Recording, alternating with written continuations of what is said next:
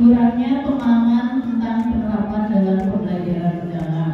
Guru tidak mau berubah dan bergerak dari zona nyaman sehingga pembelajaran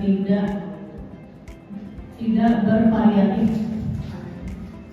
Kurangnya pemahaman, ya, jadi masih ada yang belum paham bagaimana yang diinginkan di pembelajaran mendalam ini. Takutnya sama dengan kemarin juga, ya kan, gitu. Kurangnya pemahaman, ya. Minimnya kesadaran belajar atau mindful learning pada sebagian siswa. Terus banyak siswa mengikuti pembelajaran dengan pola pasif atau sekedar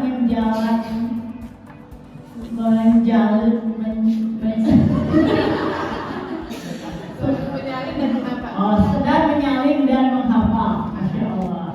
Ya. Jadi anak-anak masih belum ini ya, kurangnya kesadaran ya. Minimnya kesadaran belajar atau mindful learning pada sebagian siswa. Banyak siswa mengikuti pembelajaran dengan pola pasif, ya, sekedar menyalin dan menghafal saja. Nah, ya, coba dulu ya Bapak Ibu ya. Tadi yang pertama kurangnya pemahaman, ya. Memang ini masih di tadi yang saya jelaskan masih dalam kerangka apa sih karakter yang wajib dipunyai siswa setelah nanti lulus atau dalam kesehariannya. Ya, kalau dulu mengajunya ke profil pelajar Pancasila, kalau sekarang mengajunya ke DPR tadi ya. Dan kita adalah untuk yang membentuk profil pelajar Pancasila. Kalau sekarang tujuannya adalah ini Bapak Ibu 8 dimensi profil lulusan. Jadi 8 DPL di dalamnya, ya. Gitu. Kalau dulu di profil itu kan ada 6 dimensi, ya kan? Kalau yang sekarang ada 8. Yang tadi siang sudah dijelaskan perbedaannya. Hanya istilahnya yang tadinya gotong royong sekarang diganti kolaboratif. Yang tadinya berkebinekaan global yang sekarang namanya kewargaan. Ditambah lagi yang dua itu adalah kesehatan dan komunikasi. Oleh karena itu ini semua yang harus kita ajarkan. Bagaimana kita membentuk anak-anak kita yang pertama bertakwa dan beriman kepada Tuhan Yang Maha Esa. Ya, ada guru agama. Ada setiap awal dan akhir pembelajaran pasti diawali dengan berdoa.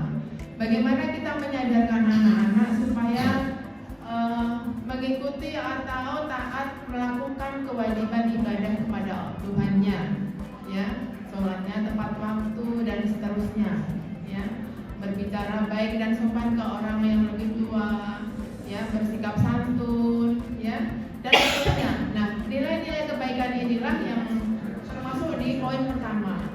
Kemudian yang kewargaan, ya, nah itu ada semua Bapak Ibu. Kalau Bapak Ibu ingin mendapatkan pemahaman tentang pembelajaran mendalam, ya, tidak hanya melalui kegiatan seperti ini, Bapak Ibu pun bisa belajar secara mandiri, mendapatkan pemahaman tentang PM ini secara mandiri. Bisa tidak?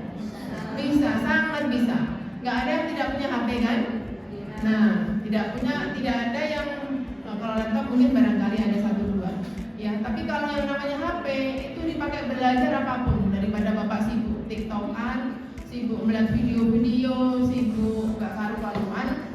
Ayo kita mendapatkan pemahaman dengan mengetik, nah, ya kan, bagaimana atau bagaimana caranya menerapkan berkesadaran pada siswa dalam pembelajaran. Ya, bagaimana caranya, ya, memberikan pemahaman ke siswa, atau bagaimana cara menerapkan prinsip pembelajaran mendalam. Nah, ya kan, berarti Bapak Ibu nanti dapat 3 ilmunya, dapat yang berkesadaran, ya, dapat yang apa yang kedua, berkesadaran bermakna, ketiga membirakan. Nanti dapat contoh-contohnya di situ, pasti ada. Learning di kelas yaitu 1. Berpusat pada pemahaman bukan hafalan.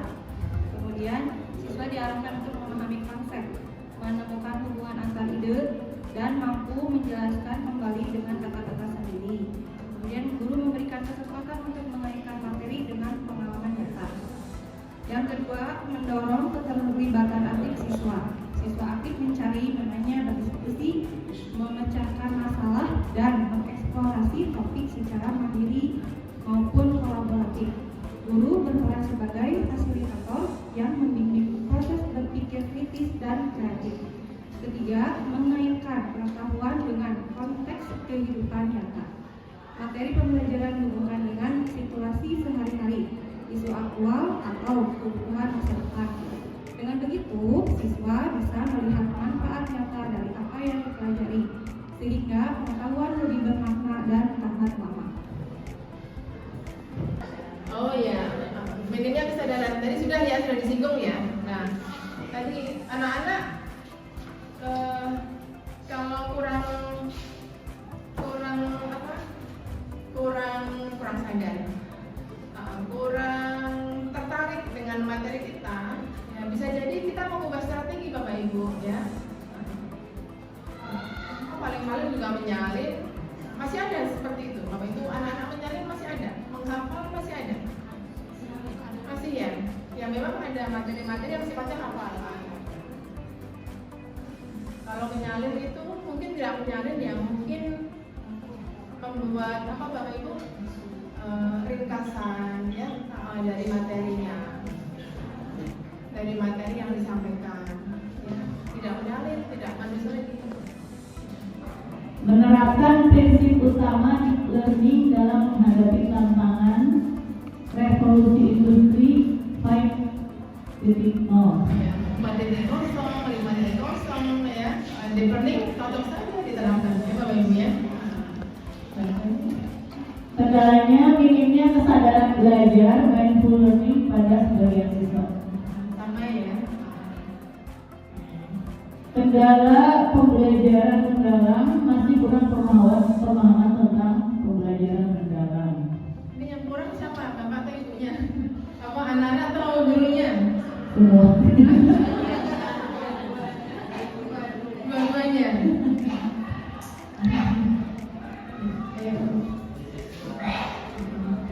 Kendala pembelajaran mendalam, ketidakmampuan motivasi siswa.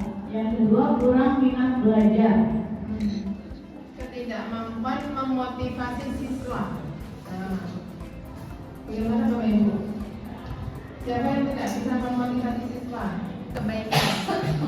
Dorongan ke yang lebih positif.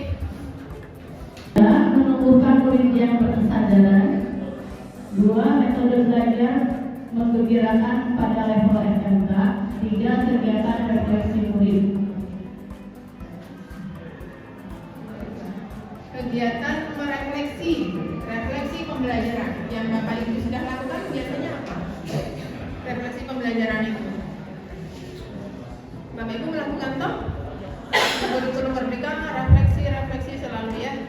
Termasuk Bapak Ibu mengunggah refleksi video pembelajaran yang sudah diunggah, ya kan? Tapi refleksinya sejauh mana berdampak? Apakah hanya mengatakan, menanyakan anak-anak bagaimana pembelajaran hari ini, menyenangkan tidak? Menyenangkan Bu, menyenangkan Pak. Apakah hanya sekedar itu? Apa yang menyenangkan di pembelajaran hari ini? Apa yang membuat kamu tidak tertarik dengan materi tadi, ya kan? Apalagi? Kan nggak hanya sekedar itu Bapak Ibu. Apa yang lebih dalam lagi apa? Refleksi itu. Ya, dari materi yang didapat kira-kira ya berdampak nggak terhadap diri anak ke depannya? Nah, itu termasuk refleksi Bapak Ibu.